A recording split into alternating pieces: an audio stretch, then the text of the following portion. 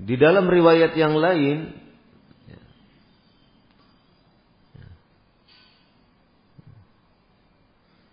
bainama rajulun yamshi fastadda alaihi al-'atash.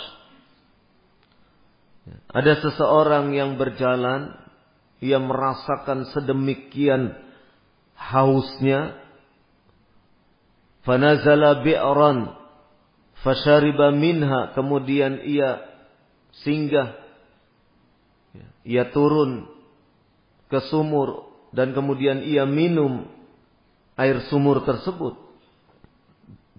Thumma kharaja, kemudian orang itu keluar dari sumur. Fa idza huwa bikalbin yalhathu ya'kulu thara minal 'atash. Kemudian ketika ia keluar dari sumur, ia melihat ternyata ada anjing menjulur-julurkan lidahnya untuk bisa memakan tanah yang basah.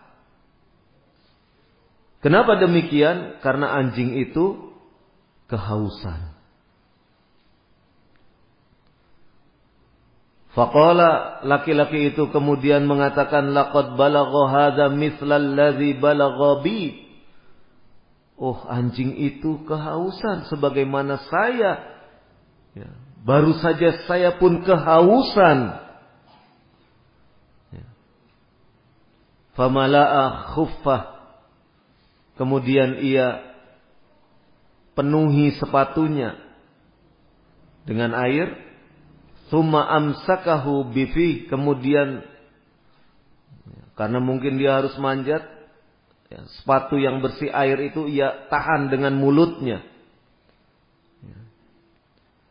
Tsumma raqa fasaqal qalb. Kemudian ia naik. Kemudian anjing itu pun ia beri minum.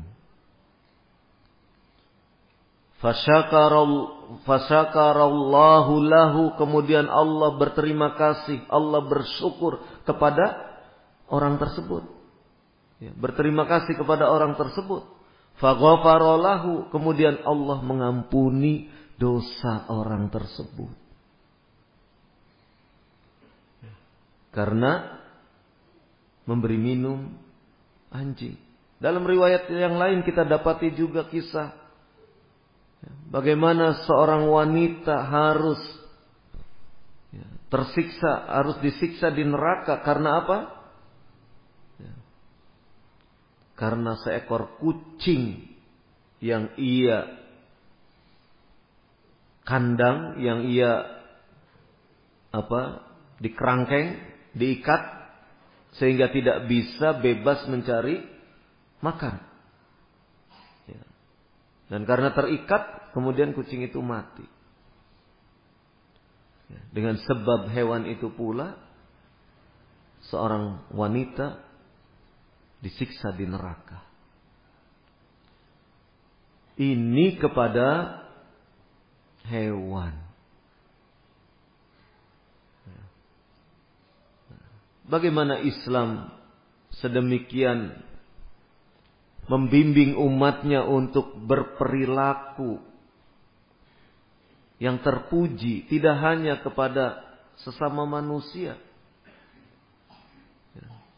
tetapi kepada hewan sekalipun.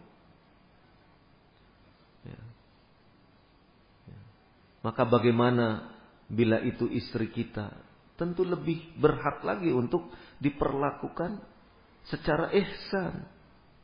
Bagaimana kalau itu anak kita? Tentu lebih berhak lagi untuk diperlakukan secara ihsan.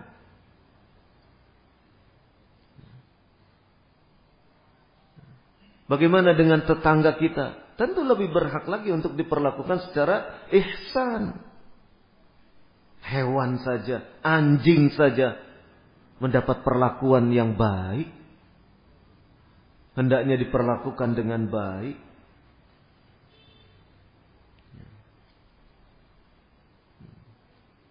Sampai kepada binatang yang memang itu mengganggu kita, boleh untuk dibunuh, misalnya kucing.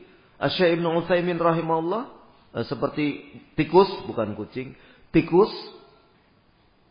binatang yang mengerat, merusak. Maka ketika tikus itu ditangkap mau dibunuh dengan cara agar ia cepat mati. Jangan diperangkap, masuk perangkapnya dilempar ke kali, ke sungai. Tikusnya tersiksa di dalam kerangkeng. Tidak boleh seperti itu. Kalau mau dibunuh cepat. Sehingga tidak merasakan atau tidak tersiksa. Itulah agama kita, menuntunkan sedemikian rupa untuk berperilaku terpuji. Dimanapun kita berada dan dalam situasi keadaan yang bagaimanapun, kita dituntut di dalam agama ini, kita diajari oleh agama ini untuk selalu bersikap, berperilaku terpuji.